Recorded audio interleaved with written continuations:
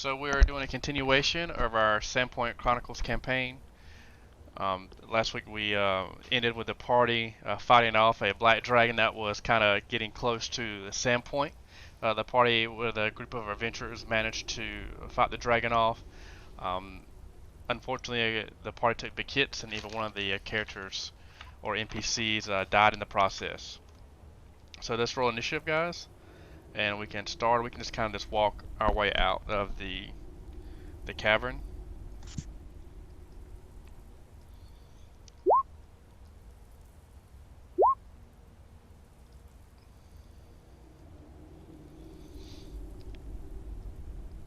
Can everybody hear me?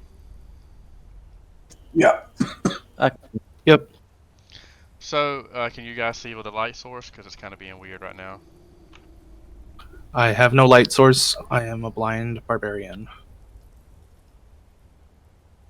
There we go. Yeah, I also cast dancing lights, so we have a bit more light. Here you go, Fabi. Name. You can control that now, Fabi. How many lights? Can you see now?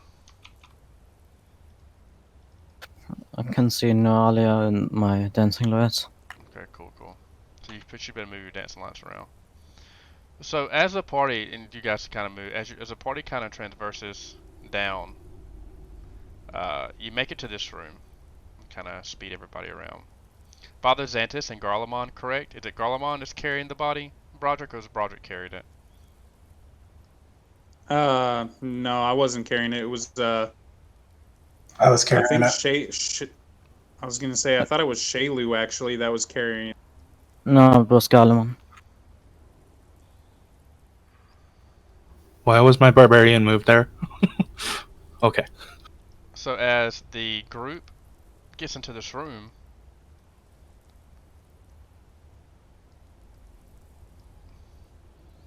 you hear a faint hum as Nalia and the rest of the party enters the room. Right, we walked by the pillar with the runes on it. Can I cast read magic on that? Which room, Bobby? This one?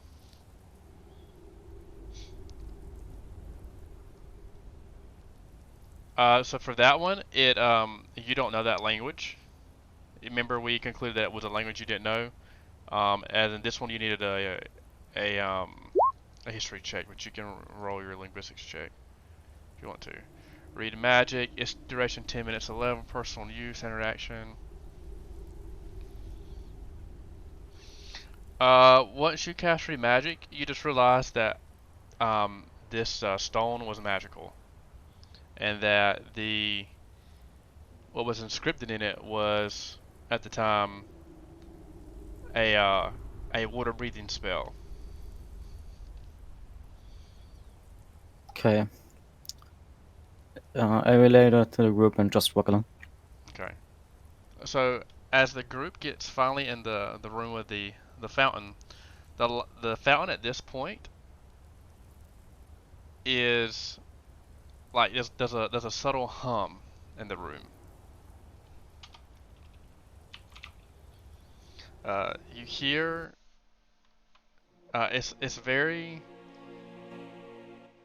it's just like a pulse, like a as the fountain, as the whole group walks over to the fountain, or is surrounded by the fountain, or surrounds the fountain. Excuse me.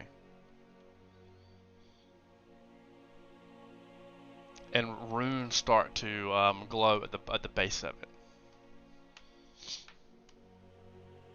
Can I read them?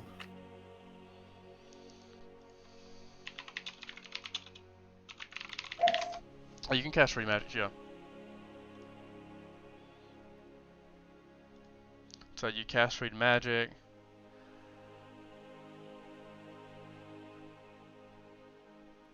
So you need to make a spellcraft check.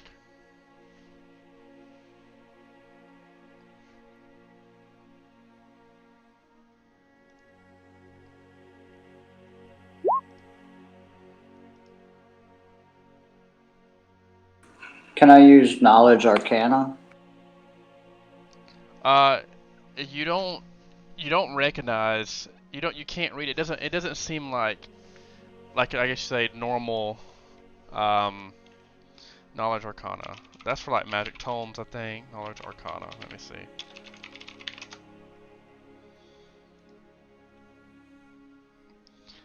It's gonna be like ancient mysteries, magic traditions, arcane symbols, stuff like that. It's not gonna. Our knowledge arcana is not gonna help you here. Okay.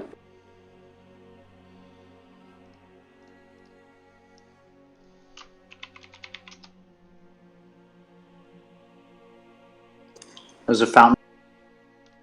What's up?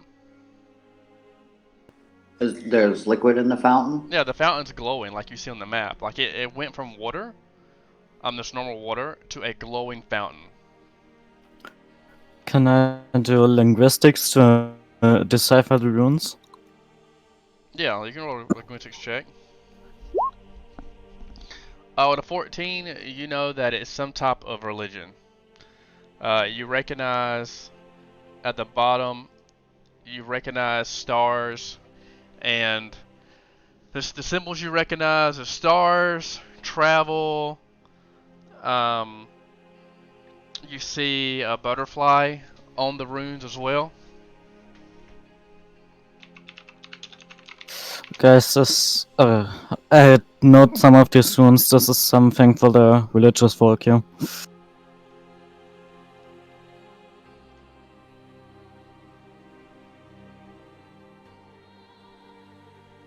Well, don't we have what's his name? Father. No, we Oh, don't have gosh. Father Tobin here. We have Acolyte Xanthus, who will That's be it, able that's to. He will lead whatever is needed to be done here.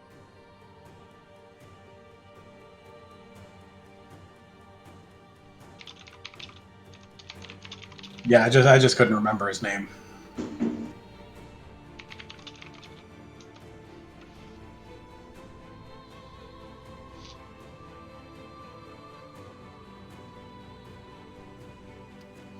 Can I do a detect magic on the liquid? You did 2 sessions ago when we first started, and it was conjuration, was what it was. I got that in my notes.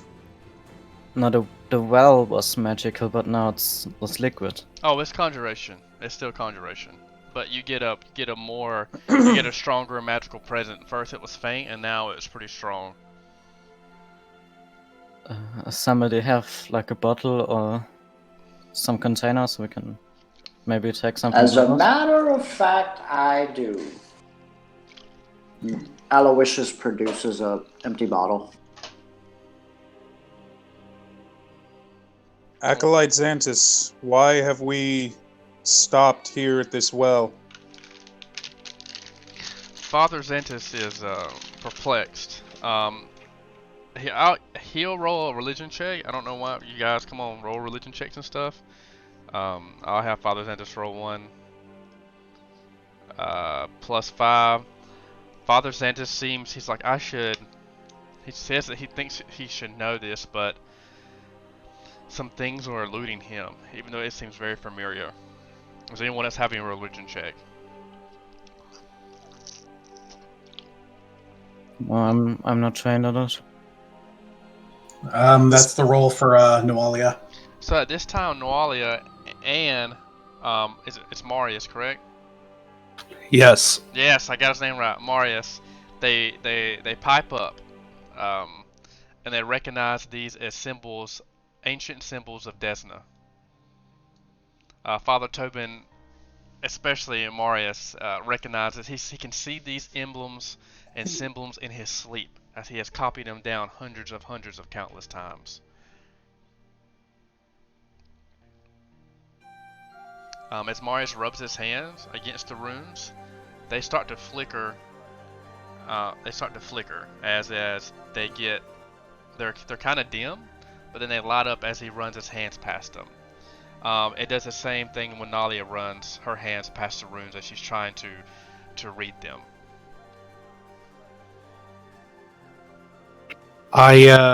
In response to the runes glowing, I pull my hand away in shock, and very warily touch around the runes instead of running my hands across them to read them. They dimming.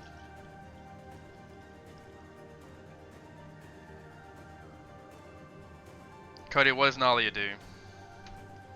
I don't imagine she'd stop. Call it curiosity, but let's let the glowing runes glow. Let's see what happens. So she'll just keep running her hands across them. So, as Nalia starts to read,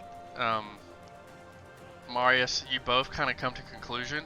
I'm gonna hold up.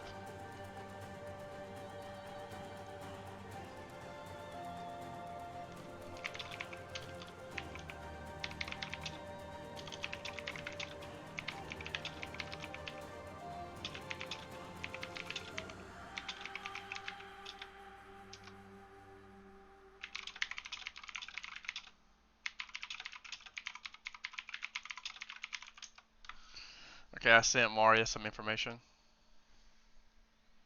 Now, Jeremy, even though I don't have detect magic prepared, since we had already established that it was conjuration magics, would I be able to make any sort of spellcraft check to be able to identify what the spell could be here? I think you could. Yeah, sure. Okay. Man, that's with a +5. Lame. That's gonna be a no for Right, me, dog. Yeah, I had a feeling after I rolled that. Maybe I can see what this is and I cast Identify.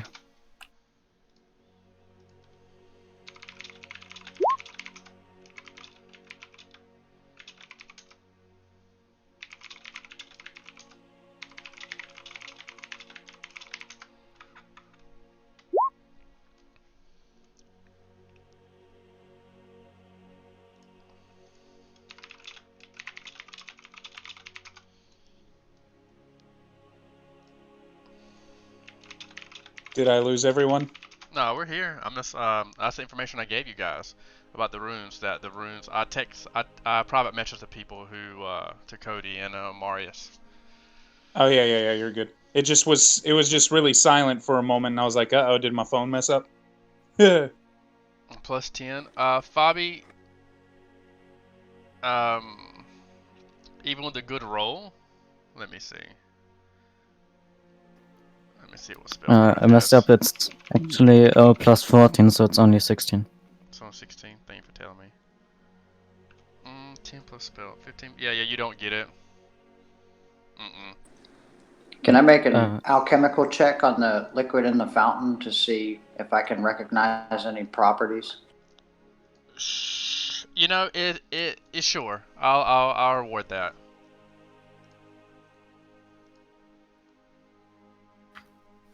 Can I use the rest of the duration of the Identify spell to use this on the Sun Engraved Redstone?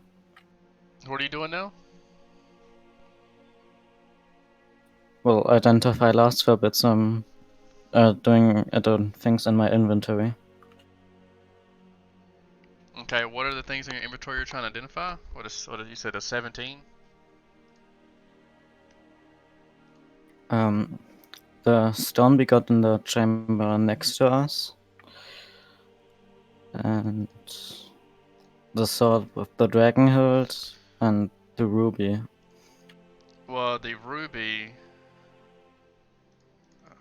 Marius, I know the information was vague, man. I hope I didn't. I don't want you to think I was being rude or nothing. Marius, you there? Yeah, I'm here. Sorry, I wasn't trying to be too vague, man.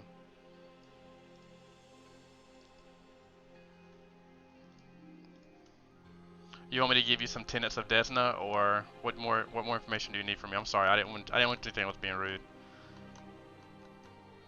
I know I gave you kind of vague info.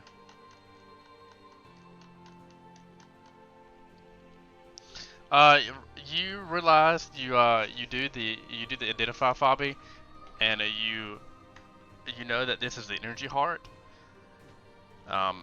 it's a stone that has a sun on it. It's a red ruby, and you know that from your spell that each day you can take a max of 10 damage. It reduces the damage by 10 points of any electric, fire, acid, or cold damage, as long as it's held on you.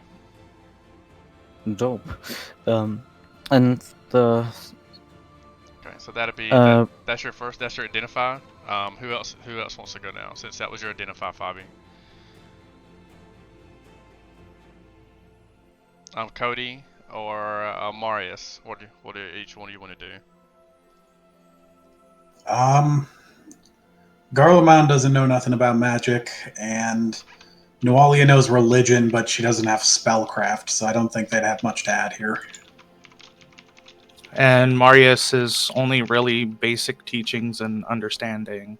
Anything spellcraft related is beyond his realm of comprehension. True. Well, you do know that as you get closer to the fountain, that it gets lighter. It gets brighter. When Marius and Analia walk up to the fountain, you can see Marius's hair. As he gets closer, it kind of goes to like a fiery color, actually. Nalia has a blondish white kind of hair from her picture, and it gets more white. You can see her blue eyes start to become more opaque, and the same with Marius's eyes. They begin to burn like fire. It's as the character look on, it seems like his pupils are actually burning like flames, like bright red flames. But it doesn't hurt. No.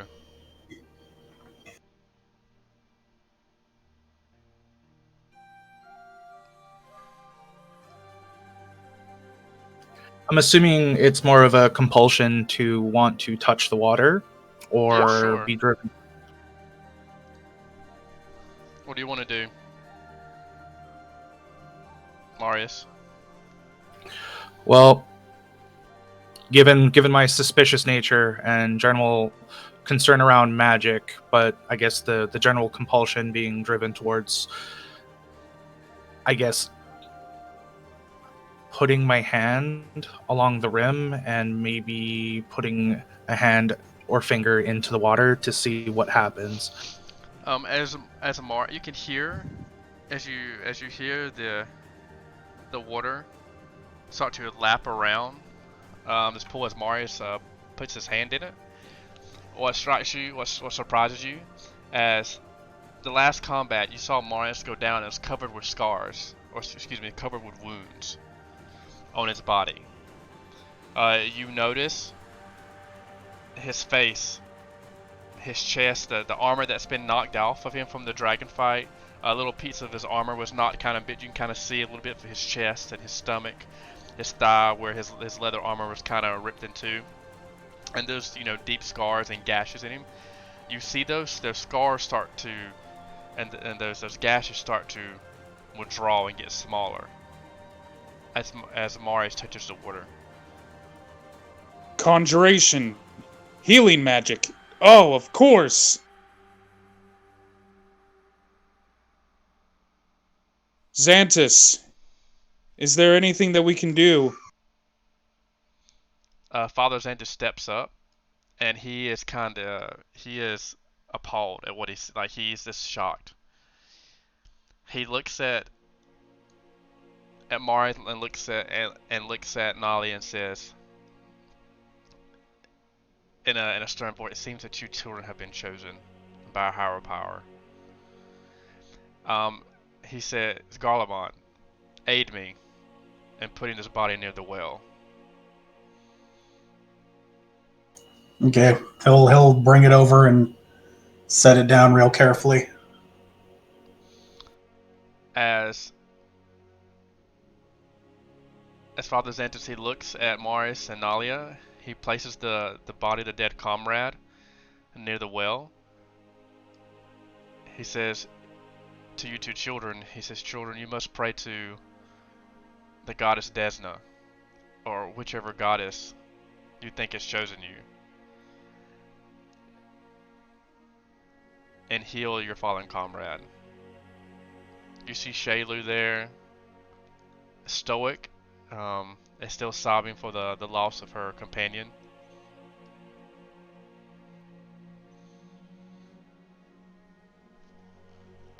So Marius goes through the few rituals he's witnessed and he's learned in the way of healing and the prayer for healing that he's been taught over the years in the temple.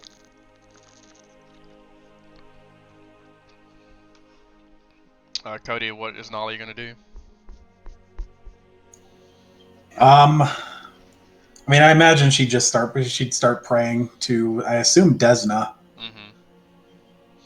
So, as the two pray, you can see that the water of the fountain starts to overflow and trickle onto the body. You see a little bit of like where his skin and his bone is starting to repair, but it stops.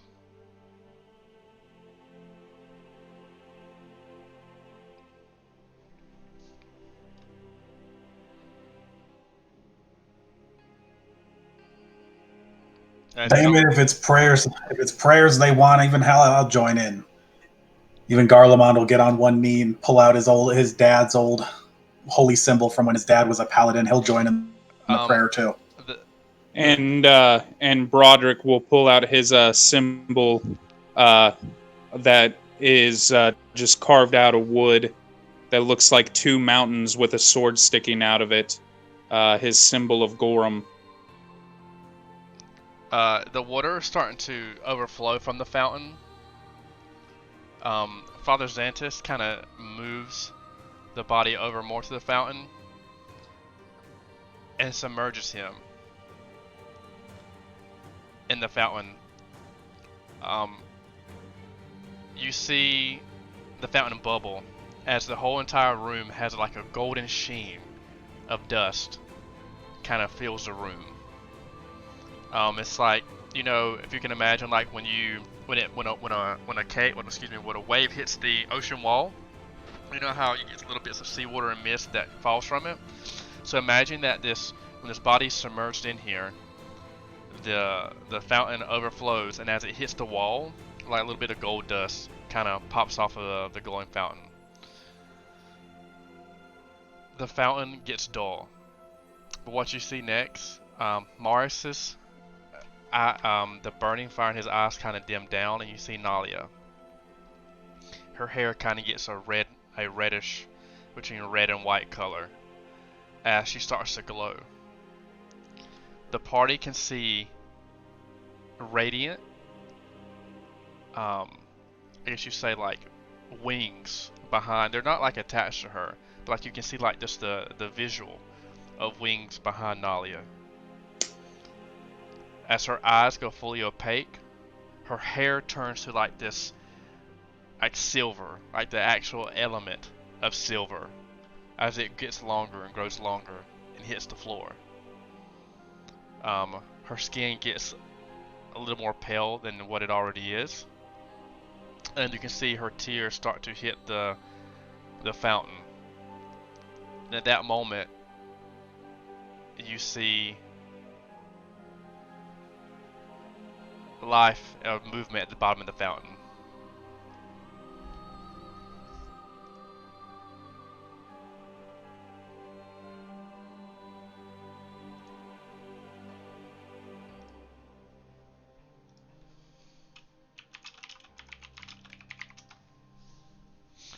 Does anyone want to do anything? Aloysius wants to fill an empty glass bottle with some liquid from the fountain. Okay. I just stand in the corner. Is the character's head above the liquid? No. Okay, so I'm gonna reach in and pull his head above the liquid just in case. Okay. You see a little bit of movement, but what you do hear is breathing. You hear breathing. Okay. I look around at everybody and say, he's breathing. I think he's alive. At that time, Nalia's unlike Morris, how his fires died down and his hair kind of stopped with the radiance. Nalia's hair is still silver. The wings have disappeared. The fountain has grown cold, like an ordinary fountain. Her eyes are still more opaque. And Father Desmond walks up and says that it seems that he calls her an angel as Nalia passes out.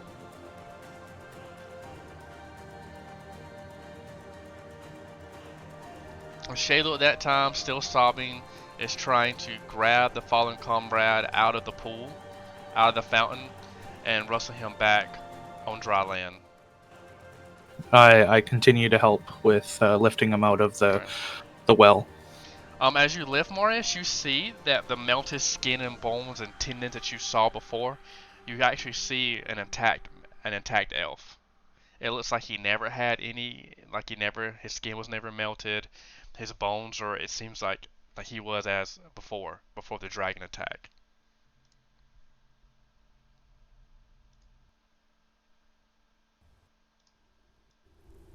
The faiths have smiled upon us this evening. We must be doing something right. Yeah, how about we go home? I mean, everyone is fine, let's go home. I don't want to be here anymore. Probably the sociopath. So Father Alkalite Xantus is he's speechless throughout the whole trip as you make it to Sandpoint. He grabs the player. He grabs as you walk into town here from the cave. Marius has his sister in tow, like he has her in his arms. You see people start to kind of crowd around. What was the party do? What would the party do here? You have Garlemond, Aloysius, and Shaylu, who is a part of this adventuring party with Alkalite Xantus. He's going to head this way to the church. He says that maybe Father Tobin could help the healing process more. He's speechless. He doesn't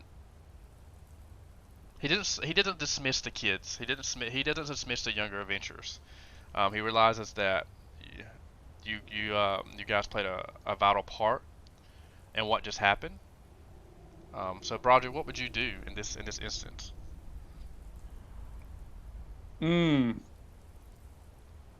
I would probably accompany them all the way to the church. Is probably what I would wind up doing with that until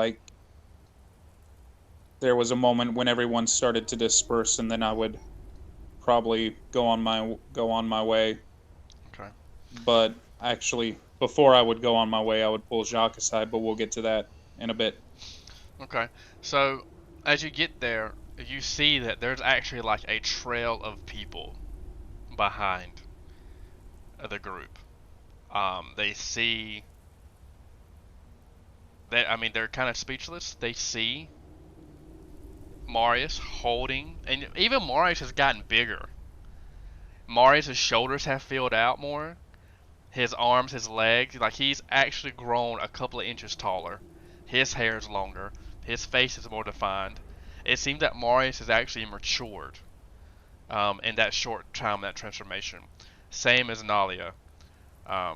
you see a crowd of people start to like hover around, and one person actually tries to grab Analia from you, Morris. Morris, they try to grab her hair as I call her an angel. What are you gonna do?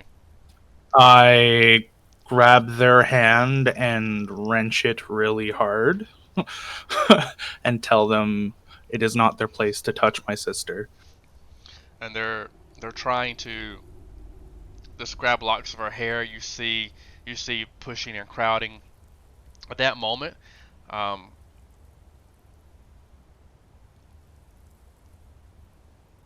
Father Tobin walks out, very strict, a very stoic look. He seems irritated already for some reason. Acolyte Zen just comes up and says, "Father Tobin, I don't I don't know what happened, but Marius and Anali, as you see, Father Tobin immediately cuts Acolyte Xantus off and says, Marius, bring your sister here." I give a stiff nod and follow. He looks and he kind of takes his hand and like pushes her hair back and says, and he notices you as well. He notices that you have some type of transformation, um, but it's not as profound as Nalia's. And he looks and says, "I knew something was special when you two arrived at my doorstep that one rainy morning." He says the gods have blessed her and she's transformed into an Asmer, a descendant of a god or goddess. He says, "Hurry, bring her inside the church. We must give praise to Desna for this." So you see, I'm sorry, Marius, continue. Oh, I was just going to say I was going to nod curtly and follow his orders. So Marius proceeds to take his sister with Father Tobin. Acolyte Xantus, he ushers Garlemon to bring the fallen comrade inside as well. Aloysius, what are you going to do at this moment? Go in as well? Yeah, Aloysius follows right behind Garlemon. Pseudo is kind of worried as well. As Pseudo tries to enter, Father Tobin immediately ushers back and says, "Shut the door. You're not. No," he says, "You're not allowed to enter in the church this time." He also tells Shaylu that her and Garlemon may enter. Aloysius may come in for a brief moment as they try to pray to see what's going on with your comrade. But no, yeah, he sets Pseudo out.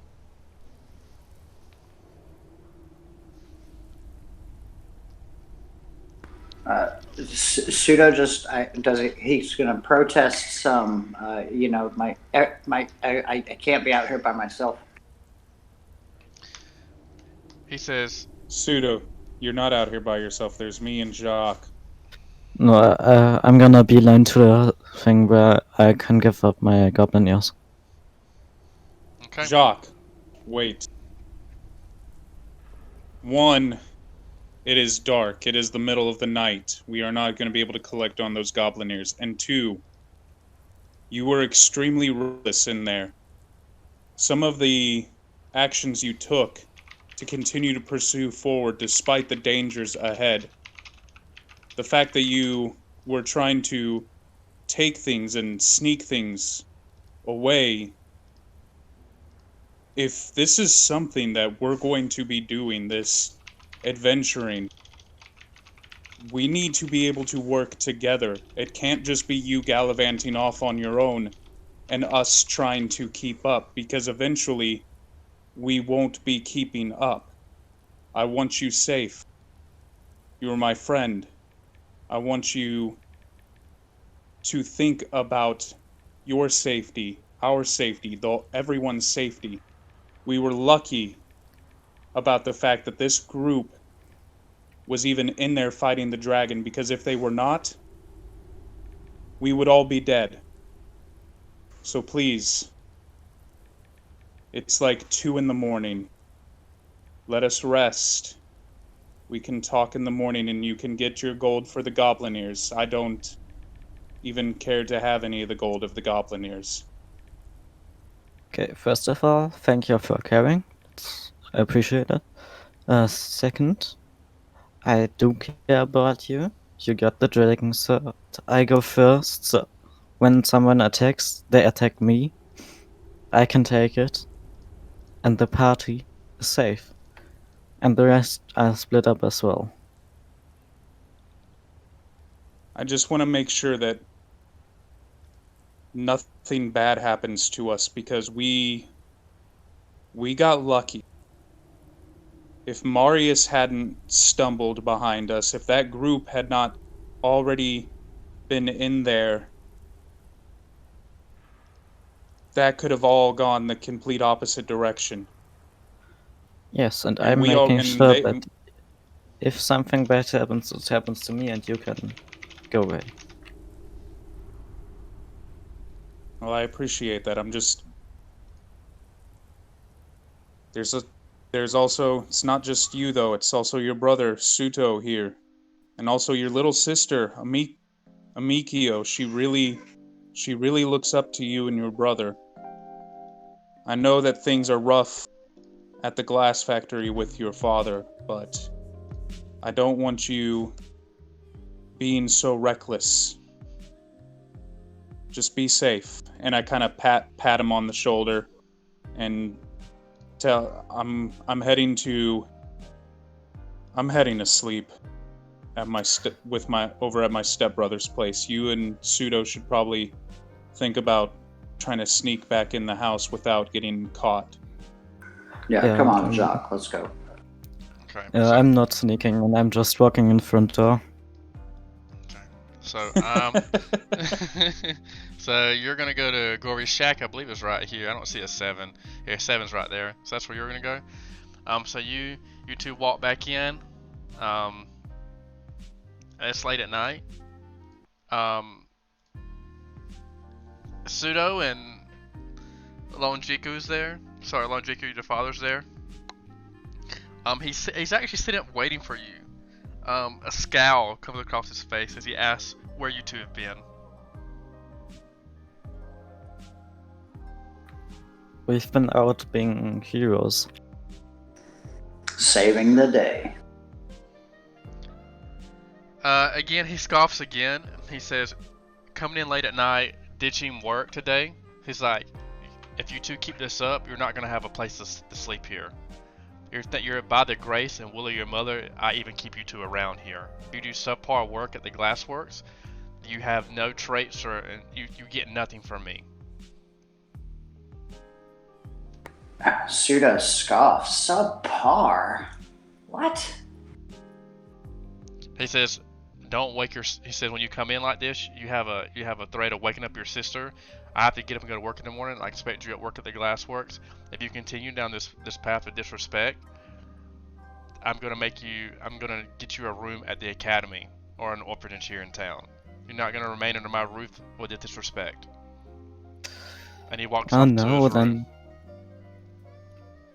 Then the glass factory doesn't have any workers. What will you do without our glass making? He says, I'll be able to find better workers and beggars away or the homeless around town than you two. Pseudo sort of shakes his head and goes, subpar, and stomps off to bed. I'll just shake the sack of coins I found in the dungeon and say, what will we do without the work? Oh no. He just shuts the door and just ignores you at this point. Great, I go up to my room. Okay. So back at the cathedral, you notice like Father Tobin is definitely taking care of Nalia as he's reading prayers and that much. He is very strict. Marius and even Acolyte Xantus notice that you've never seen him quite like this. He's actually off for the first time. You see that he's kind of dumbfounded as well. He's always very strict. I guess you said very religious, and repeating scripture, reciting them. He's very I can't remember, the tedious in his work, that type of thing. Very disciplined. Doesn't allow for leeway. Doesn't allow to be late. Very timely. He's that type of religious leader here in town. He Nalia starts to like stir and wake up, and he smiles, and she asks what happens. She asks what happened. And Aloysius, yeah, sorry, continue. Oh, well, I was just going to say, well, we partially, almost fully healed that guy that fell while fighting the black dragon.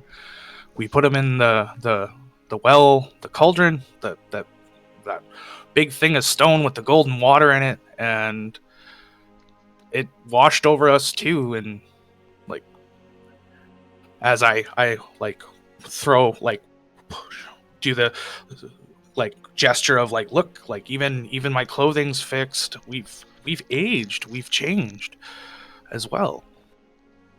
She smiles and does look at you. She notices that she says, you have gotten bigger, brother. As she like whoops around, she notices her hair as well.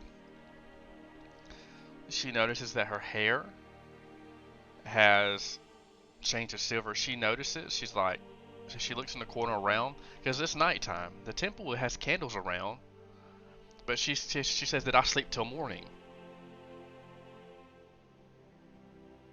She asks you that, Mario. She says, is it morning already? Is it daytime? No, it's... What, would I know that it's around, like, 2 a.m. in the morning? Yeah, you said something like that. So, no, it's late. It's well into the evening and even the early morning. Like, the sun's not even up yet. Well, she says, I can see plain as day. She says the whole room is lit up.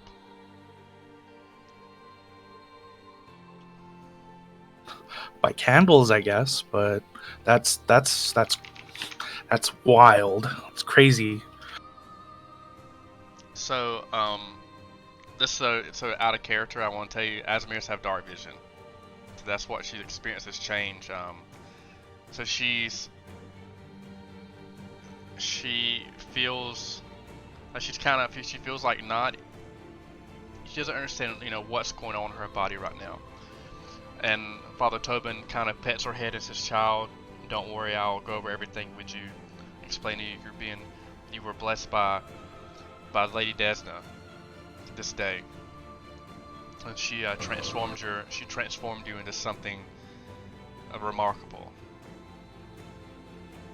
As he ushers her away, and he says, "Thank you, Marius, for this. It's gonna take time for Nalia to adjust." I would imagine so, just from the experience we had tonight, let alone the well. I can't imagine. For the first time, Father Tobin tells you you did a good job, Marius. First time he's ever said that to you, giving you praise. He says, "Job well done."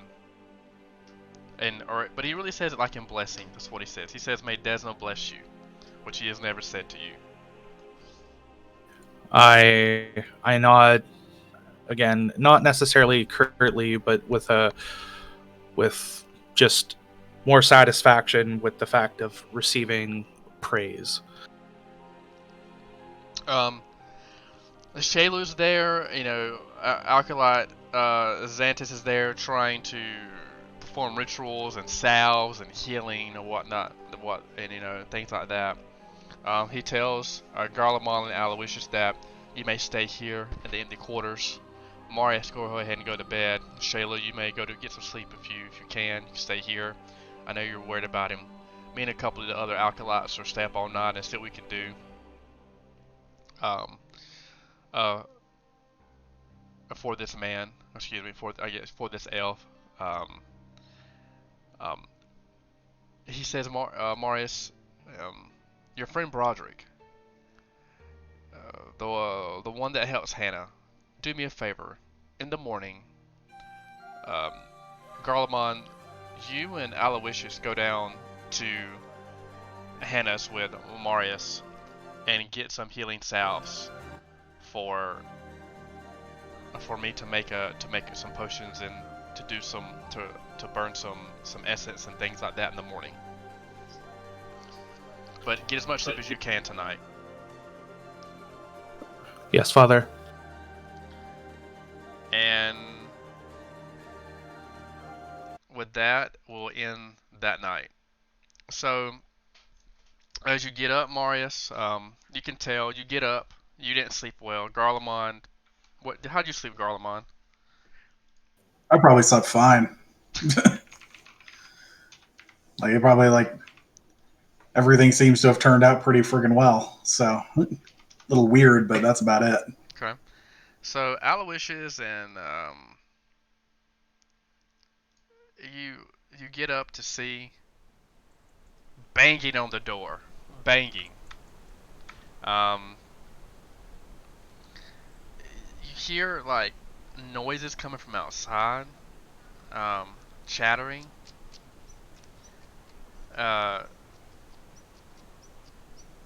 And Marius, you get ready.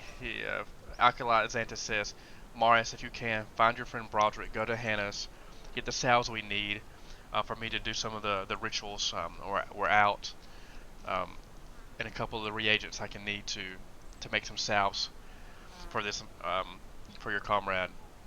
He goes to the door. One of the acolytes go to the door and opens a door, and you see people crowding outside the church, like they're trying to break in, they're trying to break in. What is the party's response to this? And Father Tobin kind of arises and he says, "What is this noise?" I'll be right back. I'm assuming I'd be up and be making my way towards the door itself as well, right? Yep. Yep. As much as my aged preteen self would, I would step outside and try and shoo the people away. As you shoo them away, you see a couple of townsfolk says, we want to see the angel. We've heard rumors of an angel being carried to the church last night with silver hair and opaque eyes. She's a message from Desna. We have the right to see her. These are unfounded rumors. Someone must have been extremely drunk last night. So roll a bluff check.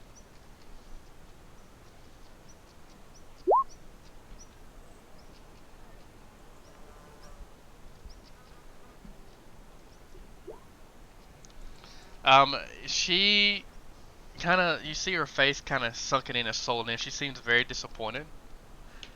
So she walks away and grabs her child and her husband, and they walk away. There's still a crowd there, and they're adamant at getting inside the church to pray and do all that stuff. Father Tobin finally walks up.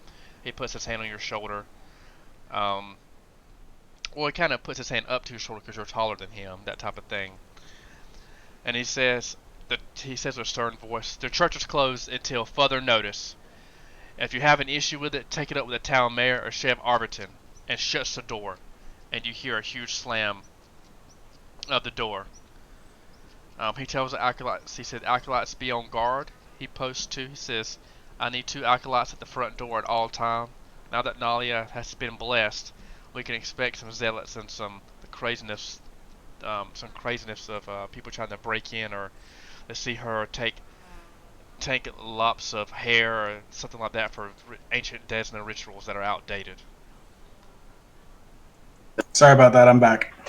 No worries, Cody.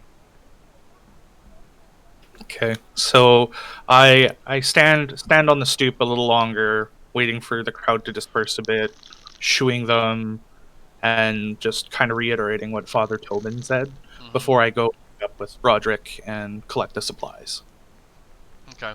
So Garlemald and Aloysius kind of made their way outside as well.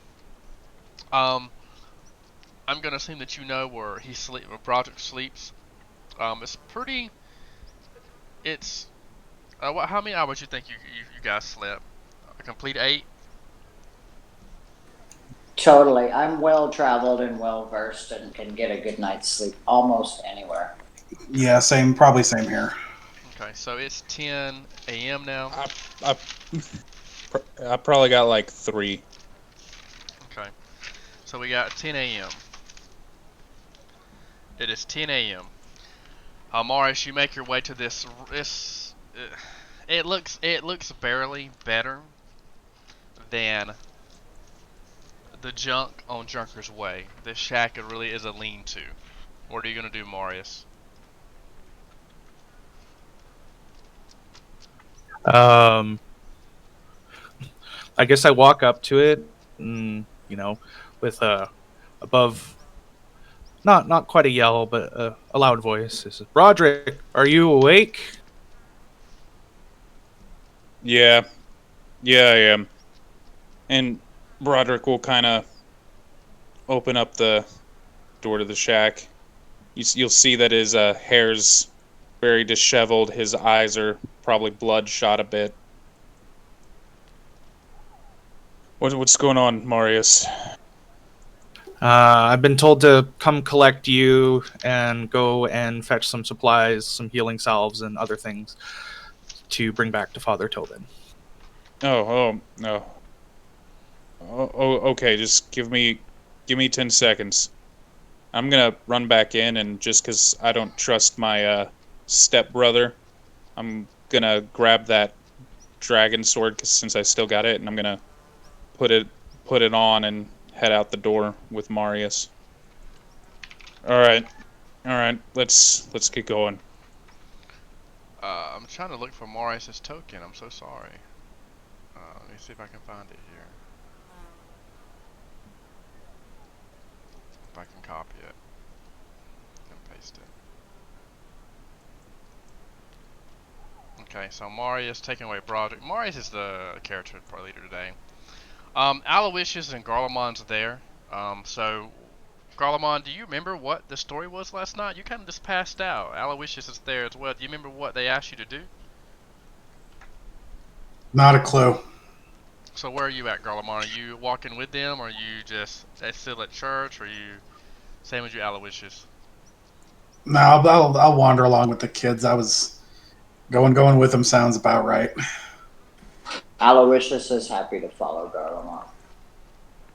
So you see a trail. You make it down to Hannes here at the end of the shock. Broderick, you notice as you enter in. Hold up. You enter in today. You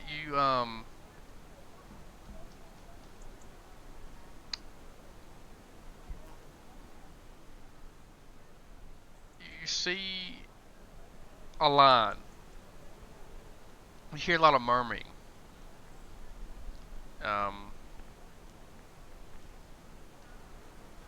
You hear a lot of coughing, but the line outside of Hannah's is long. It's long. You see around 20 some odd folk outside as it whips around the corner.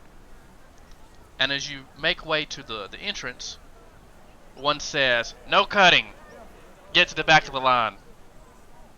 I work here, I say. As you just march in. You can tell Hannah has been busy.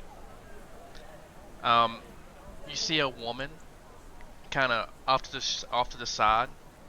She's crying as Hannah looks at her and shakes her head. This woman, make a perception check for those who are there.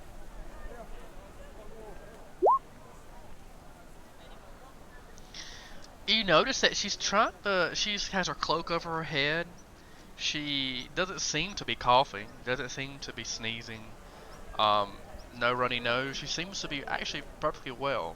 But Hannah shakes her head and says, I'm sorry, I can't help you at this moment. Just, I get pray to whichever god or goddess that you pray to. I'm sorry, I need this for the town right now. The woman leaves the shop crying. She looks up at Broderick and says, Broderick, thank, praise Desna. She says, I actually need you. I actually need you to do something for me this morning. You can smell the smell of burnt earth and spiced incense. It chokes the air. The shop is very mud-tracked. You see branches of dried herbs as they hang from the ceiling, along with dangling pots, presses, and Aloysius sees and smirks as he sees some alchemical apparatuses and glassware, but they're more of arcane purposes. You see pouches of rare plants, jars of colored glass made from the Sandpoint glassworks, and all manner of dried, preserved, and even jellied animal parts fill high shelves and tables, doing double duty as displays and workspaces. You see a rack of herbs, table covered in shredded powders and measuring equipment, and a pot loudly bubbling over a thick gray froth. Over the din of her work, you can see like how frustrated she is. Her eyes are wide. It says, I need your help, Broderick, again.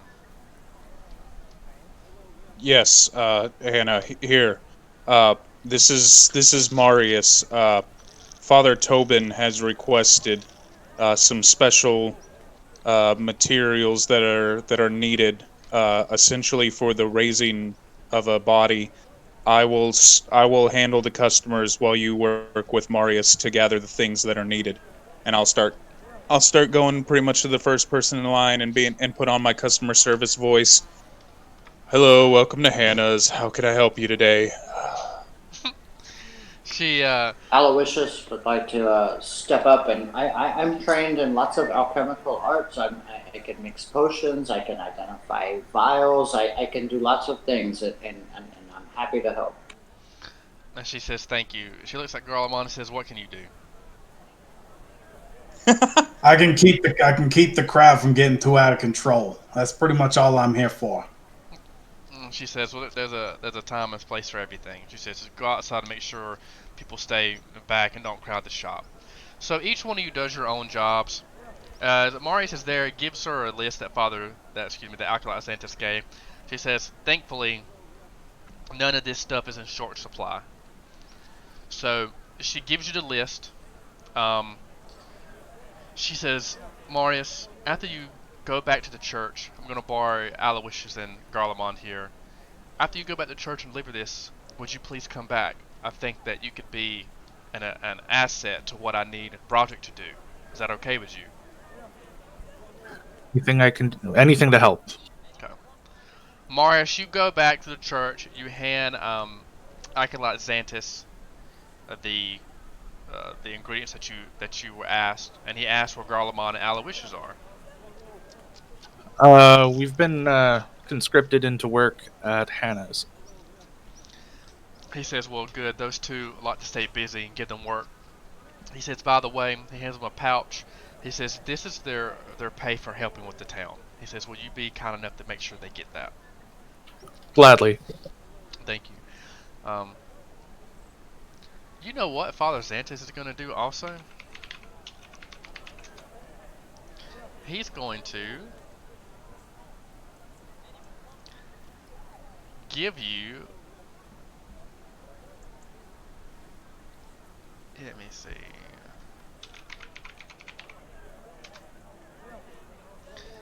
You can kind of see he nuzzles off. He looks at you, Amarius. He looks at himself.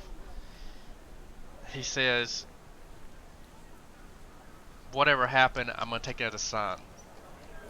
I think I'm needed here more at the church than as an adventurer for the church. He says, I'm going to relinquish my spot to you, Marius. He says, you're going to be an inquisitor of the church now. As he kind of shrugs and gets out of his armor. Now, it has Desna symbols, bright colors, things of that nature. Marius, he's going to give you a set of armor. What you can wear breast. You can wear what can you wear? Hide and what else? Barbarians wear Medium or light. medium armor. Sorry, I didn't expect this. I just thought it would go good with the story. Medium armor. He's gonna give you a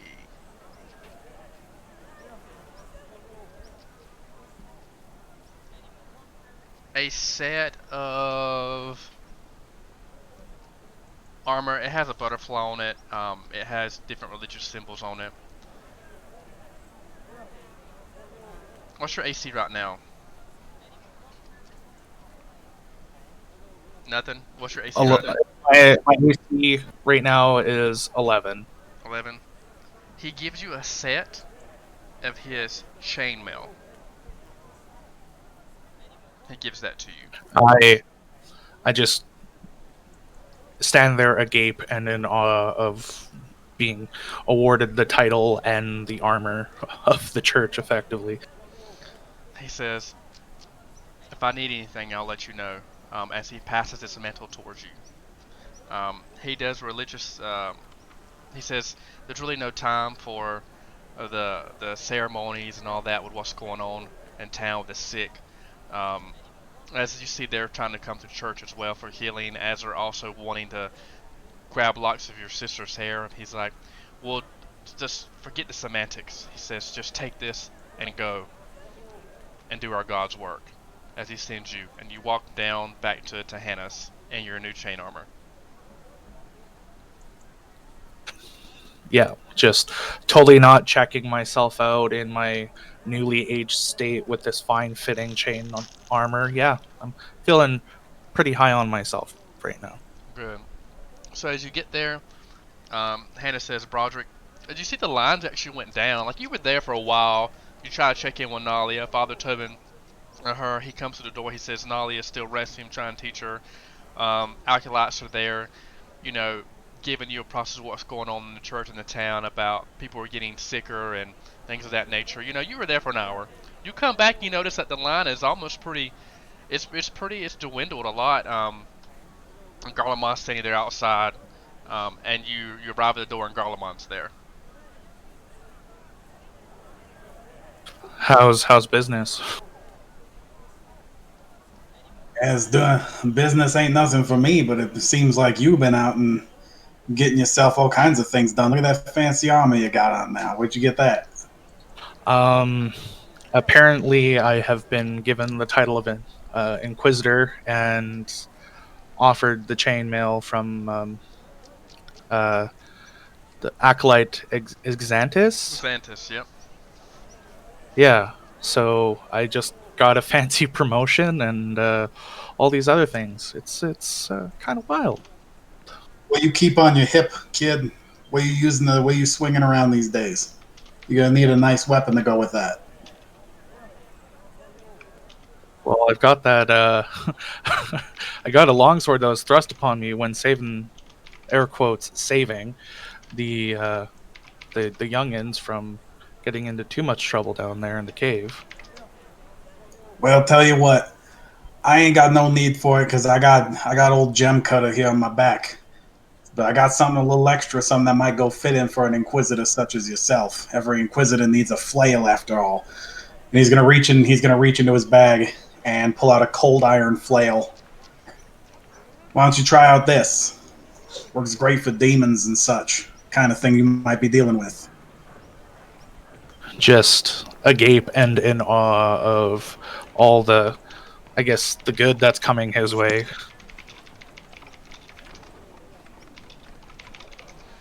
As you go in, you hear the bell. Broderick's there. Hannah says, "Good, Morris is back."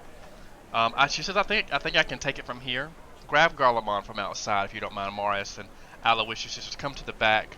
I want to talk to you about what I need from you. What I need from you, four or three, excuse me, yeah, four." So I go back out and I just kind of wave Garlemond in. Okay. Aloysius will follow Garlemond. Okay. She looks in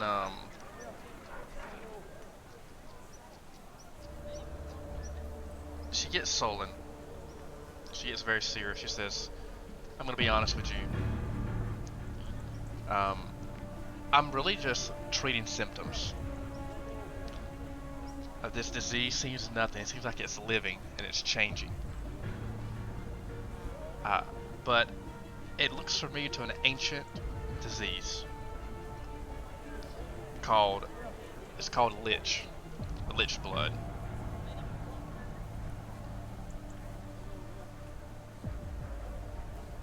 That's what she. Sorry, what? She says lich blood, but I could be confusing in my translation and these texts that I have.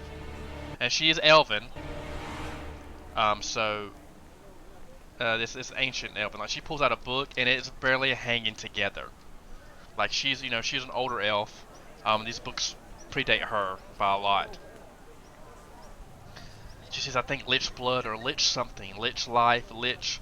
I can't quite make out the second word. If I may, I am quite well traveled. May I look at that? She smirks, but Hannah isn't like the other elves. You might seem stuck up and things. She's very helpful. She's prone to help. So sure, she kind of ushers you over. She says, "Don't pick it up. Try not to touch it."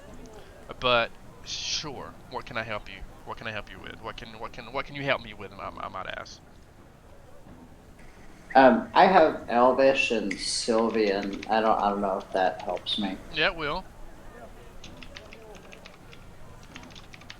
Okay, then I want to take a look at it and see if I can make any sense of it. You notice there's some words that you don't know. They're old. You can make a linguistics check. I'll give you definitely a bonus since you know the language if you have it. I have the languages, but I don't have linguistics as a.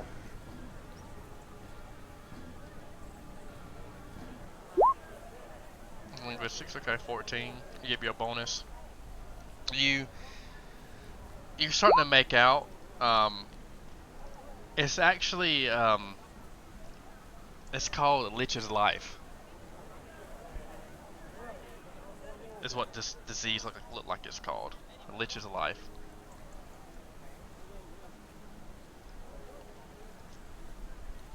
I'm gonna look up and say it reads to me Lich's Life. Lich's Life. Does that mean anything to you? She looks back at you and kind of like, that thought bubble goes off and says, actually helps out a lot. She grabs another book, hits it on the desk. She blows the dust off of it, opens it up. She goes, she says, Lich's Life.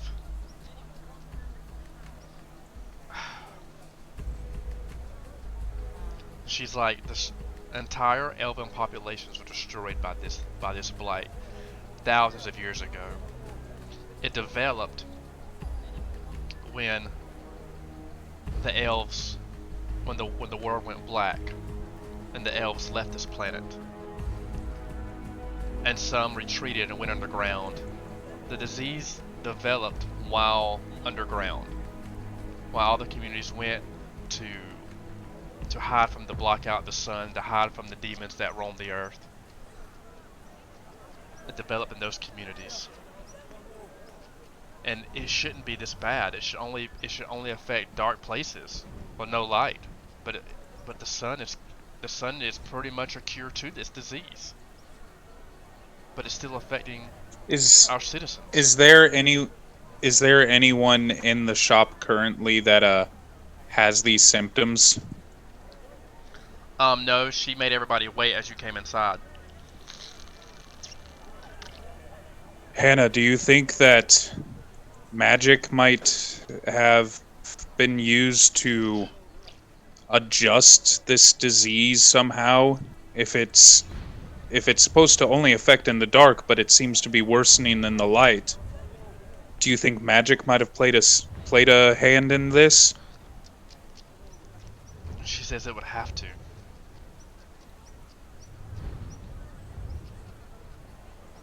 Give me a moment, and I'm gonna step outside and go to the first person that's like out there that has symptoms.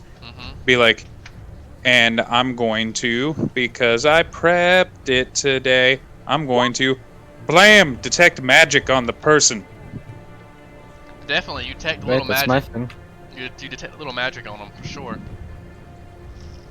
All right, and over the few rounds, what aura am I picking up? You're picking a necromancy aura up. Necromancy. All right, and then I'm going to attempt to use. Whoa! I was reading the spell. That was an accident. Sorry. You're good. I'm going to use spellcraft to see if I can identify what spell might be influencing this.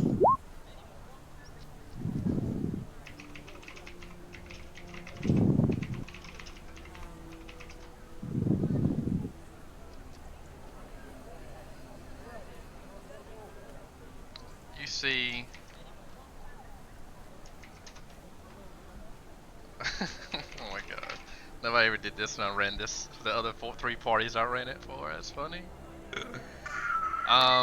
When you run for spellcraft, unfortunately, you don't get it. I'm Yep. sorry. You don't get it with that. I will thank the customer and then step back inside. Hannah, The customer, as you leave, the customer says, "When it will be my turn? I've been waiting out here for hours." What did you just do? We're checking to see just certain things. Hannah's will be open in just a few minutes, please. And then as I go back inside, Hannah, there's some necromancy aura that's coming off of the people who are sick. She says, "Necromancy." She says, "Great. That changes things a little bit. I'm just treating symptoms, but maybe we can slow things down. Maybe we can find a cure." She says, "We're very blessed to live in the type of climate we live, so we might be able to find everything we need. Are you folks on for, I guess you could say, an errand run for me?" You know I'm always here for you, Hannah. This is what I'm going to ask you. I'm going to ask you to it's more this, I'm going to get a medicine. I don't think this is going to be a cure, but maybe it can be. She opens up her book. She says, "I'm going to give you like a weird concoction. It sounds more like a hoodoo than a real medicine." Aloysius is definitely interested with his like notepad open. Okay. So so with this medicine, I'm gonna need you to go to 3 places. As she looks in her map, she says, "Sorry, let me look at my map." Let's see his party.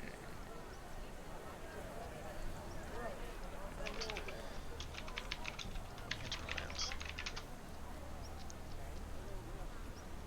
First, I'm gonna need you to go to Raven's Roost. There's an old dwarven settlement there, or excuse me, an old dwarven monastery there. Luckily, the monastery should have something, mushrooms. It should have iron blue mushrooms. There was an old mine down there, hundreds of years ago. So stories tell, the dwarven outpost was abandoned even when Sandpoint started to be developed 100 years ago. She's like, I have found them when I first went to Sandpoint. Small fortified mushrooms. They're called iron mushrooms. She's like, you can eat them and they restore vitality to you, give you energy.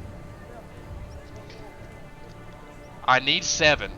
If you find anything other than 7, you're more than welcome to keep. Again, they should grow in dark, damp places. Hopefully where there's like a mine of minerals there, hopefully you'll find some. But if you don't find 7, just bring what you can. Where else do we need to go? She tells you the next thing I need you to do is I need you to find a blood lotus. Now this one is quite rare, and I'm glad Garlemon and Aloysius is with you, Broderick, because this is. She looks. It's gonna be in Pauper's grave. A pauper's grave. Pauper's grave, the old grave where Sandpoint used to bury their dead when the Great Goblin War was here. So many people died that we couldn't afford to bury our dead in the town, so we went out past Shanks Wood and made a cemetery there. It's been abandoned for over 50 or 60 years. But it is known to grow, again, in dark, well not dark places, but in places where a lot of dead bodies are laid, and with lots of sunlight.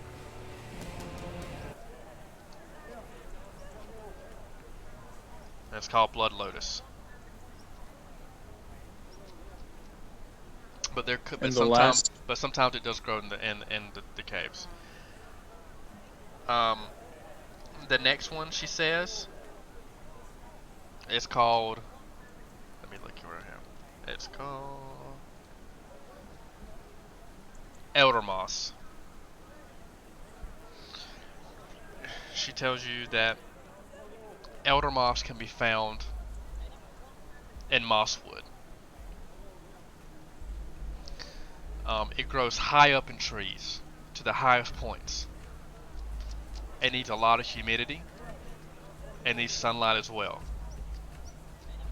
It's more of an enigma. But be careful, because lots of predators feed on elder moss as well. It's one of the very few things that our carnivorous animal will actually eat.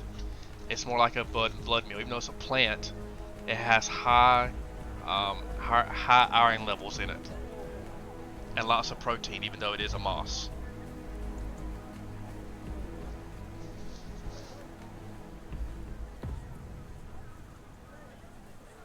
All right. We can. I think we can find this. Garlemon Aloysius, I know that you guys might have something better to do, but I could really use your assistance. And Marius, you really showed yourself very well in combat. I don't think I can do this on my own. Would you all be willing to help me in this? Absolutely. As a well-traveled and highly versed and skilled alchemical gnome, I am extremely interested in this project and would be more than willing to accompany you. What's a little bit of going out and picking some vegetables and flowers? It ain't nothing to worry about. I'm happy to help you. Well, thank you. Hannah, we will go get this taken care of. As she looks at you, let me see what we're gonna do here. 1, 2, 3, 4, 14, roll a 12, and then I'll plus a 4. So that's 5 plus 4 is 9. Wow.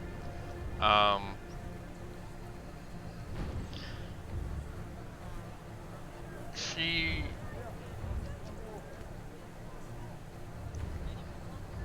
kind of looks in her shelves and grabs a couple of ingredients. You see like a bat wing, you see a horse's mane, you see, she's just, grabbing things. She puts it all together in like a pot. She takes a little bit of the water from her pot that she's boiling, puts it in something, mixes it up really quickly. You see her kind of pour 4 vials. She hands you this and says, this should aid you. This should aid you on your journey. And I told you what they Aloysius is sort of sniffing at the pot. Do you mind if I would fill up a bottle myself of this? Yeah, you can fill a vial of what's in the pot. But she hands you 4 potions of Cure Light Wounds. Alright. Yeah, what was in that little bag that Father Tobin gave you? Oh, right. Yes. Here, I hand off the satchel that Acolyte gave me. So you see that in this bag there's 500 gold coins.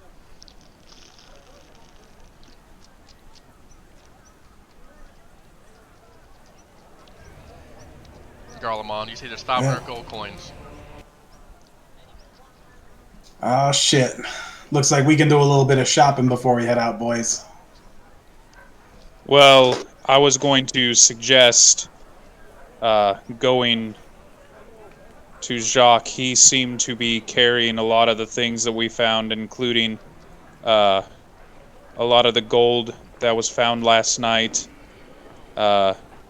armor, a magical shield, and a few other things. Are you talking about the and greedy young man with the goblin ears? Yes, I am. But there's quite a few things that, especially that if we can get this to work together and split this out, we might be able to. As I have this sword, and I'm not even proficient with this. Like I was barely able to swing this. I need different gear. I need actual gear if we're making this trip. If you say that, Hannah interjects and she says, "Please do it." As you notice, Gorvy was gone this morning. Broderick. The trash and the dung hasn't been collected today. Gorvy is doubling and collecting bodies. We already have a body count of 20 so this morning from what I've been told by Sheriff Arvington. The small militia we have are sick. They're not wanting to go in these people's homes and grab them. So it's now 11, and she said as early as 8 this morning there was 10 people out of 1,000 already dead. I pray that the body count is going to continue. My suggestion is, if you don't come back in 1 or 2 days, that over a quarter, maybe even half of the town will be dead. Then we move quickly. Let us head to the glass shop. It's in the middle of the day. That's where Jacques and Pseudo should be at. Hey, Broderick, you work pretty closely with the church. Maybe you can help me out with a little bit of something. I want to get my sword fixed up a little bit, and from what I know, there's a spell that you church types might be able to know. Masterwork transformation. I'm happy to pay for it, but I was hoping you might be able to help me find somebody who can do it for me. Masterwork transformation. Let's see here. I do not actually have that. It's a level 2 cleric spell, so I wouldn't expect him to do it.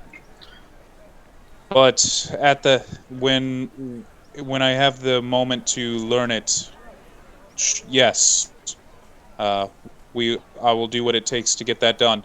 Well, if I can get it done before we leave, it'd really help. Is there anybody at the church that have that power? Because I'll go do that now while you guys are getting everybody rounded up.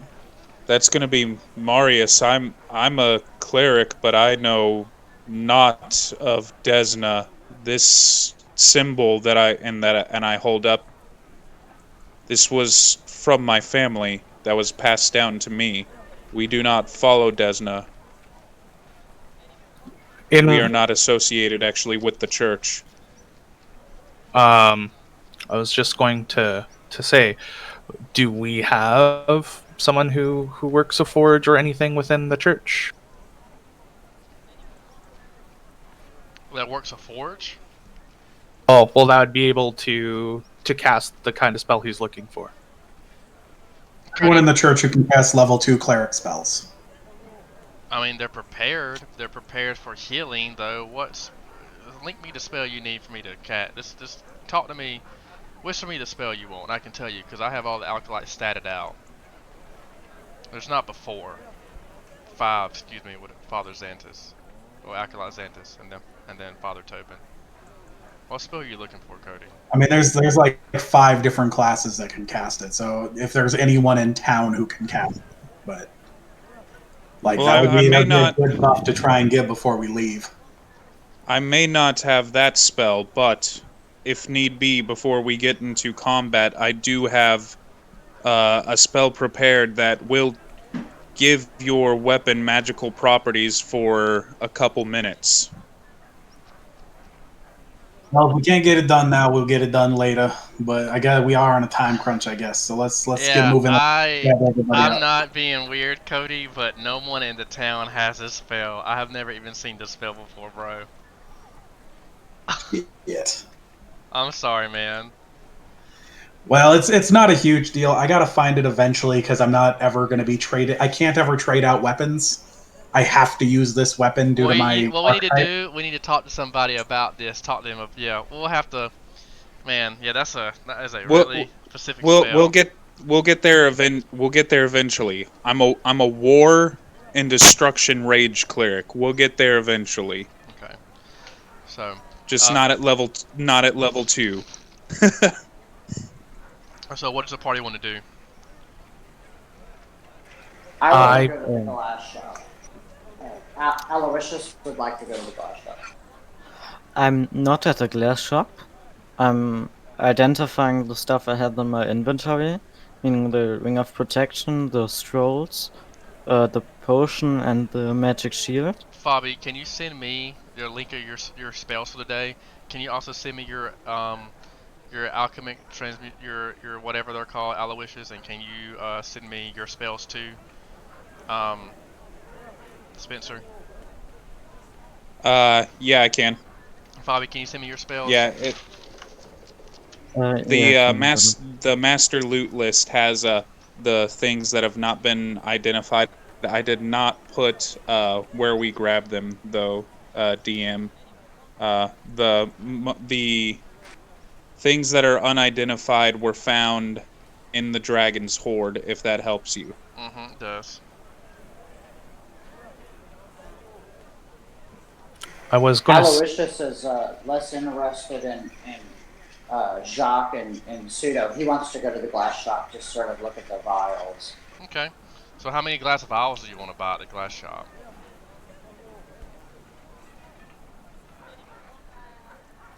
I'm not sure what like a reasonable amount would be if I have a vest or something. Maybe like a dozen.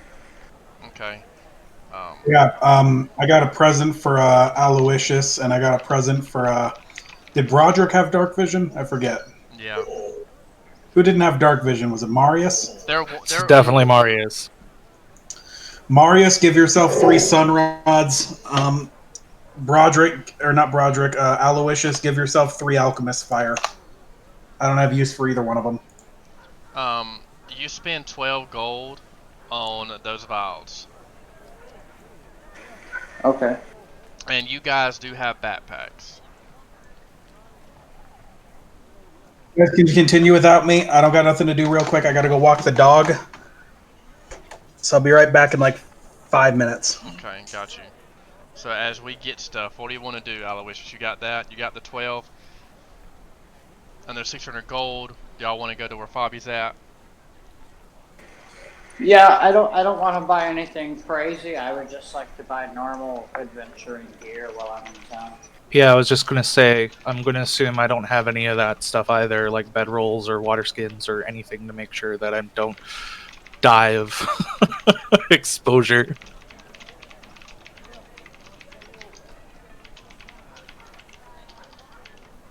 Okay. So your spells are sleep, or Fabi, your spells are hideous laughter, identify, sleep. Yeah, that's correct. And you just use identify. Okay. So identify.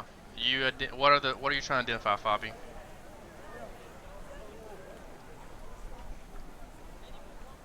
the Ring of Protection, the Ruby of Unknown Value, the 2 scrolls, and the shield. There's also a potion. And the potion. Okay. Let me get everything right beside each other. So let's just Which go. did you ever identify the sword that I'm carrying, the dragon hilt? I think my phone cut out and I had to rejoin. No, he didn't. No, I didn't. Okay. So you did. Sorry. I got it here in my notes. So the ring of protection you identify, roll your identify. Wow. Plus 14. Let me see how identify works.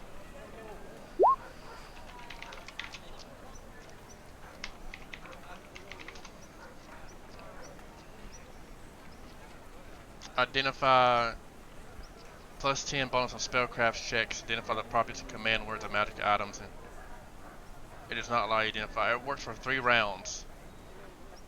So how does spellcraft check works? Let me see.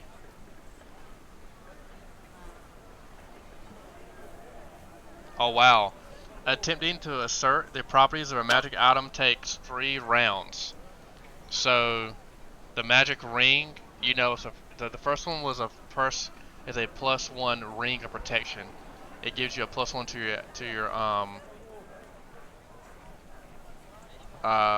to your AC. But identify's Okay, not, but identify's not going to work on the other ones now. So you've already used your spell identify. So now you can do a spellcraft Well, check. Hold on, because it's 3 rounds per level, and we're level 2. so there'd be a second Okay. one he could Okay. identify. So roll again. I do the shield next. Okay. You know that is a... Give you a shield. It is a +1 steel shield. Large or small? It is a +1 heavy steel shield. Heavy, that's what I meant. Sorry. Heavy or light is what I meant to ask. That's what it Okay, is. Just don't need anything else. No, I don't think I'll spend any more spell slots for now. Okay. So you got a magic shield that we've.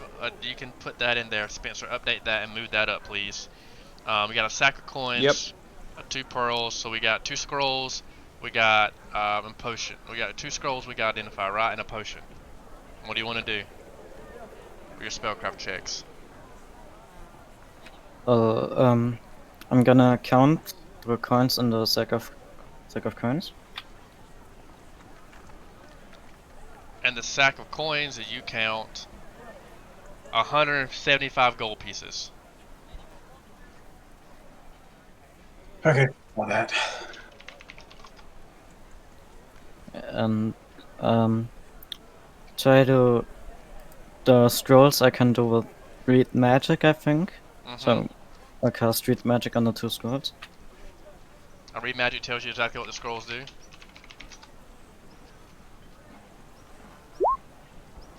You can read it one page. The spell allow identify a glyph of whatever. So you got roll. So now you got to roll a spellcraft check to see what they are.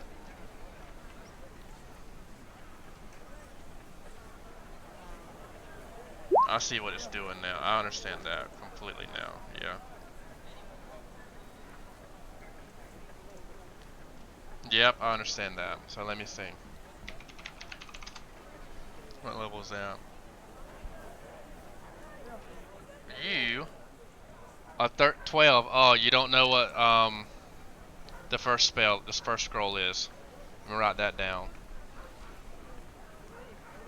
You fail the first one, and it's once a day. You fail the first one.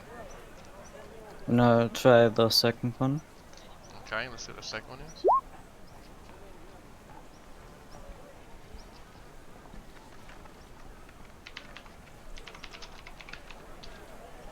Oh yeah, you got the second one, bud. That is a scroll of a shocking grasp.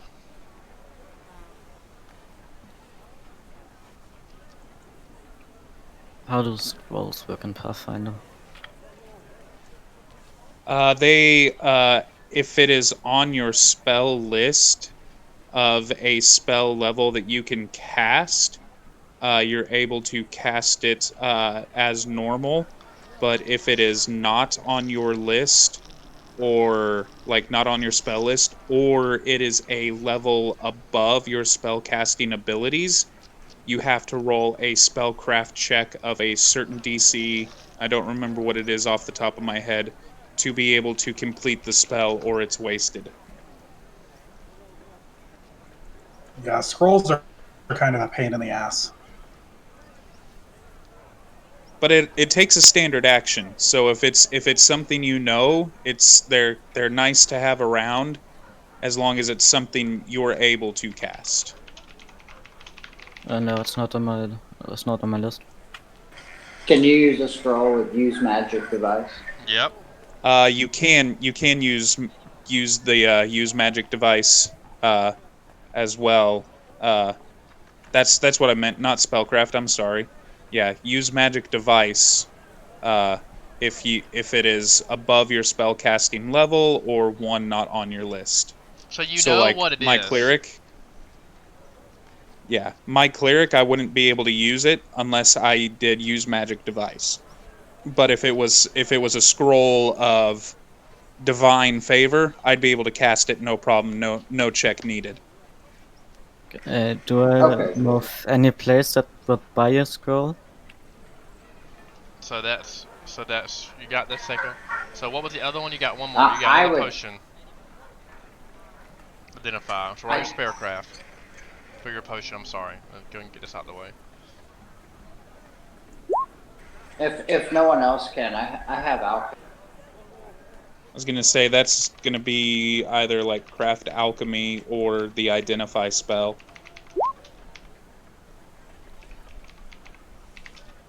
That's a terrible roll. Uh.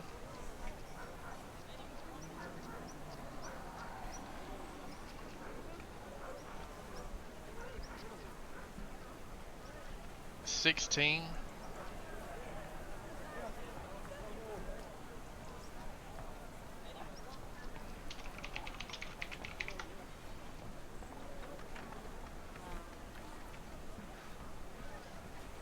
Unfortunately, you don't know what that is either. Okay. Yeah, then I'll just go to the place where I could give away the goblin ears. Okay. And how many And goblin ears you have? three sets, I think. 3 sets. Yep, 3 sets. So 2 gold apiece. I didn't put those in the group loot. So 3 sets is what? 6 gold. 2, 4, 6. So you get 6 gold. And the guy looks at you and says, "Happy goblin hunting." You too, sir.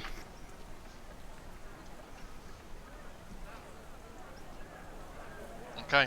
So what does the group want to do now? All right. Well, are we with Fabi? Because since we went No. to the glass shop and he said he wasn't there, I would assume then we would have gone to look for him. Yeah. So if you go and look for him, he wasn't at Glassworks. Where the next would you go? I guess his house, correct? Yeah, his house. So you go there, where Fabi's at, and Pseudo is not there. Fabi tells you to know where Pseudo's at, but Fabi's there. Okay. Fabi. Oh, sorry, not Fabi, but Jacques. Jacques. There's Jacques, my bad. Jacques. Jacques, from all that stuff that we accumulated last night, I think we need to divvy some stuff out because I think Marius has some gold potentially for you as a reward, and then I've been tasked to find some rare alchemical items, and I could honestly use some of the gold that we accumulated last night to purchase equipment for this trip. Okay, yeah, I promised I would give it to the group, and that's what I'm gonna do. So, first of all, the material things. We got a heavy shield. I don't know if anyone can use that. I can use. Yeah. How do we want to do this, group? Just kind of be like, oh, dibs, or how do we want to handle this? We never came across this Garlemon in our last campaign. It just kind of. In all fairness, in our last campaign, I think I only ever cared about like one item we ever got. Yeah. I didn't really need items. And then I got a cursed item, so that was it for me. But anyways, I can use the shield. That can anyone else? I can use it too. I can't use I it until don't I get need a it. third arm. So it's all yours. Yeah, pretty much. All right, so we'll leave the shield out for now. What about let's divvy up all the gold, and then I can buy some equipment, and we can worry about splitting the equipment while we're traveling to get the items. Yes, I got 175 gold and 2 pearls and a ruby that we could also sell. Well, we've also got 600 gold that was found in the dragon horde. The That's a lot of money 175 for you guys. the 175 was found in that sack. I want to say that was. I'm trying to remember Next which to room that was. Next to the skeleton. Yeah. Of the fort.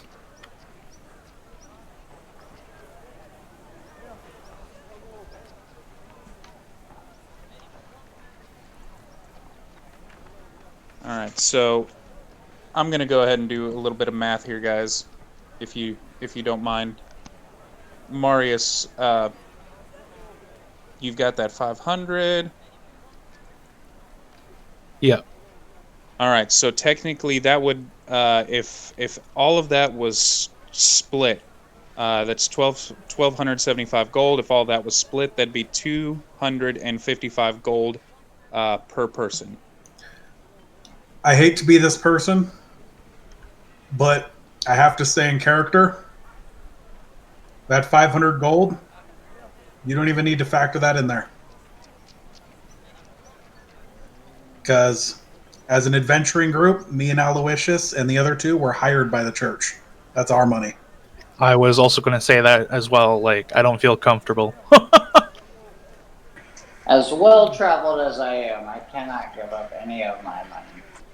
Yeah, I agree. We got the money we found, and they got the money they kind of earned by spooking away a dragon with our help. Yeah, and the dragon horde money I will begrudgingly share, if that. We were the ones that did most of the work. Yeah, you're asking experienced adventurers to like split a shitload of money with a bunch of like village kids. You're bargaining with a child, Dude. that's your fault. Dude, you just gave away a cold iron flail, all those alchemist fire and all that stuff, and this is like your flail was worth more than all that. That cold iron flail is worth exactly 25 gold.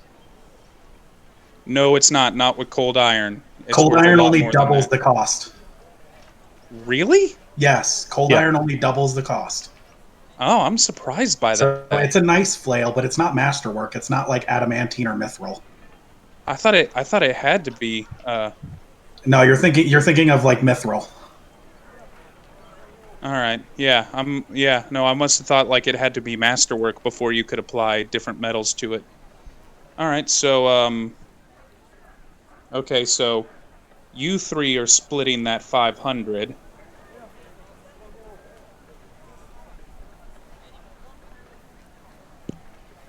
And then from the dragon horde. No, those two are split in, so they get 250 apiece.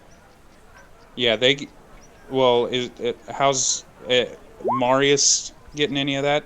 Marius wasn't a hired adventurer by the church. Okay, Nope. so if that's the case, you know what? Okay, so 120 each. That is split from the goblin. That is split from the dragon horde. Well, then it's only fair that the 175 that we found and the Yep, pearls that's and what the I'm. ruby is ours. Yep, that's how I'm gonna split it, and then Right. Marius, Jacques, and myself, 59 added on to that. So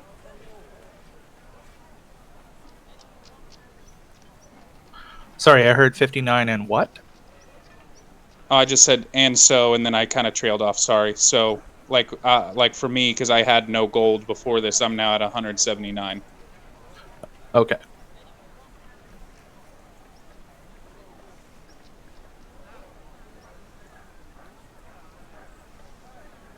Okay, so what's the move now? Well, I'm going to buy equipment. Let's say. I was gonna say I think we learned we need ropes. We need to buy we need to buy a map. We need to get all of that stuff. I was gonna say, if you're looking at like basic adventuring gear, I already have most of it.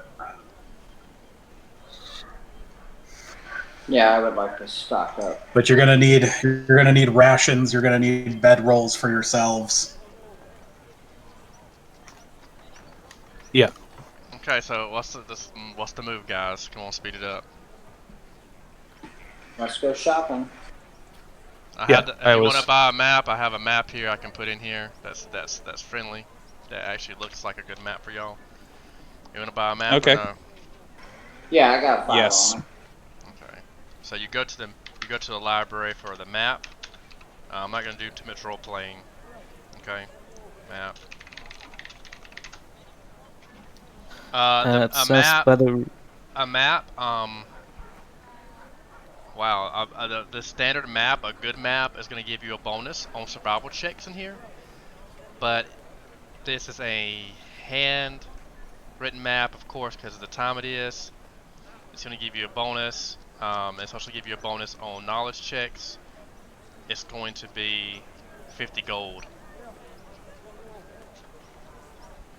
I'll put down for the map. Okay. Yeah, I'll pitch in. No, I got the map covered. I have more gear than everyone here. I promise. I'm fine paying for it. I don't mind then. Yeah, my background traits gave me like a lot of gear. with the ruby of the unknown value. Do I have an idea of how approximately the value is? The ruby, make a price check for that. And I would honestly be surprised if you found anyone in a town this small to buy it. well, you go to you make a lawless check. Or you're gonna go to get the ruby.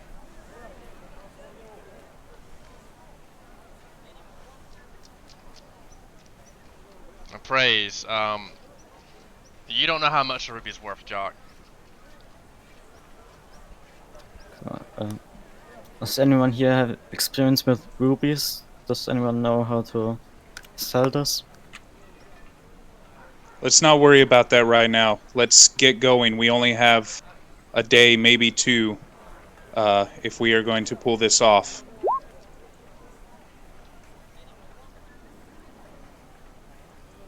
And then, Jeremy, I'm going to send you a list of everything I'm buying.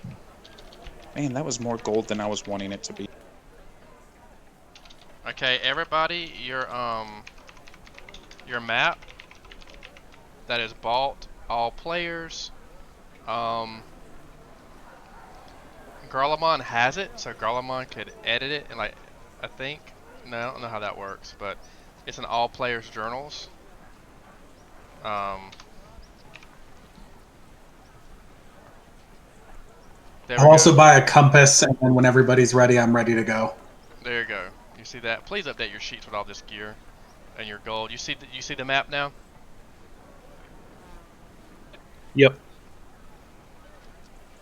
And that's your map for right now. It doesn't give everything, but Paupers is kind of on there. We'll just go with it because not everything would be on a map. It's just more like of a basic map. Okay, and I trust Okay, you. let's see here. There's the mosswood, and then where are my notes? Raven's Roost is in the mountains there. Mhm. All right, so here's my thoughts, guys. Let's move to Mosswood first. Work our way back towards Raven Roost and Popper's grave, and that way we hit those places on the way back. But since Mosswood is the furthest out, I think that should be the place we start, and then work our way backwards. Sounds good. Let's do it. Especially because Yes. sunlight and humidity favor Mosswood more than the other two locations, and I prefer to stay in the light. Sounds good. And we're off. Hold on.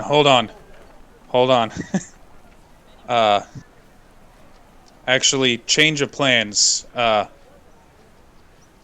Because what time of day is it? It's 10. It's 10. No, it's 11 a.m. now. By the time you shop, it's 12 a. It's 12 p.m. Okay. I think we should actually go for the dwarven runes first. Try to get in and out before it's dark. As well as that looks to be one of the closest. Mosswood, it's probably going to take us a few hours to get there. I'd rather not deal with a abandoned dwarven monastery and go into the mines in the dark, despite also having dark vision. I would just rather not do Do you that. think we can get in and out? I think so. Okay. And we're off. Okay. So as you walk, make a survival check with your map to make sure you go to the right place. And that should be with the bonus to the map and a +2 from the compass. Yep. So Garlemon's kind of leading the way through the wilderness. Let me get people up in the party.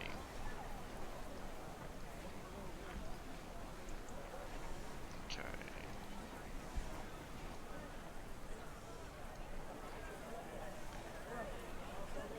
Can you see the map now or no?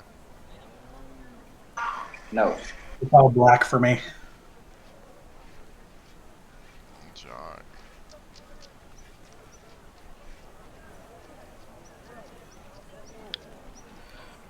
Who am I missing? Who am I missing?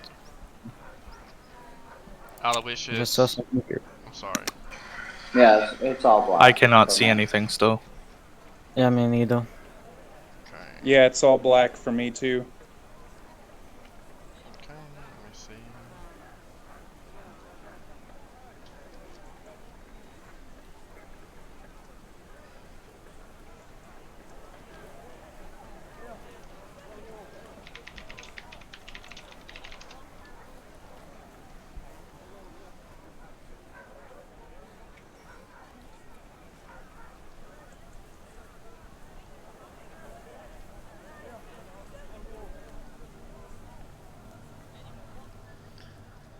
So, let me see if I can get this map working. Dynamic lighting.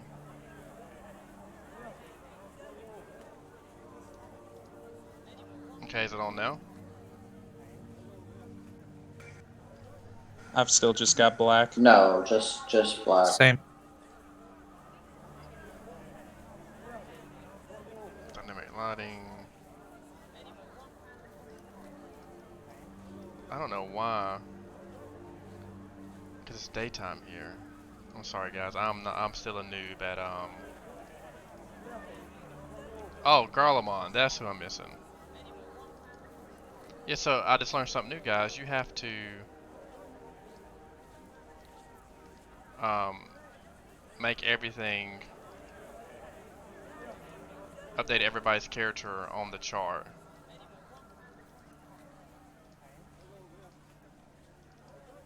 There we go. Now I Hey, can see.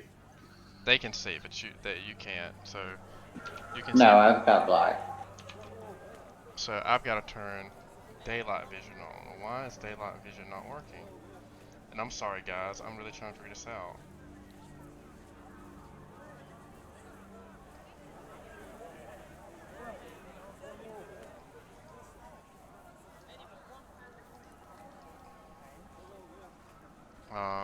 Trying to figure this out. I don't know why it's not working.